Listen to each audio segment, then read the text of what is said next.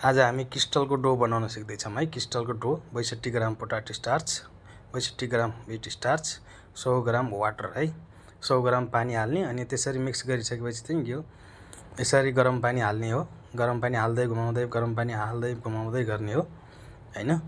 अनि यो आफै थिक हुन्छ है। यो घुमाउँदै जाँदाखेरि आफै थिक हुन्छ। यसरी यो थिक हुन्छ अनि राम्रोसँग मिलाएर यसलाई चाहिँ 2 मिनेट जति पकाउनुपर्छ गरम पानीमा राखेर। पकाइसकेपछि यसलाई यसरी म्यास गर्ने, म्यास गर्दै जाने। म्यास गरिसकेपछि राम्रोसँग म्यास भइसकेपछि यसलाई चाहिँ व्हिट स्टार्चमा यसरी हालेर चाहिँ मिलाउने हैन। यो अलिकति टाइट हुन्छ, हातमा पनि धेरै चप्किँदैन हैन। यो हातमा चप्किँदैन यसरी म्यास गरिसकेपछि। अनि यसरी हामी पेडा बनाउन जाँदैछौँ। पेडा बनाउँदाखेरि चाहिँ तपाईहरु चाहिँ 8 देखि 10 ग्रामको बनाउन सक्नुहुन्छ। यसरी बनाएपछि डिमसिमको साइज सही हुन जान्छ है। अनि धेरै फाट्दैन पनि। यो सही डोको वेट चाहिँ 8 देखि 10 ग्राम नै हो है। यो क्रिस्टल डोको रेसिपी भयो है।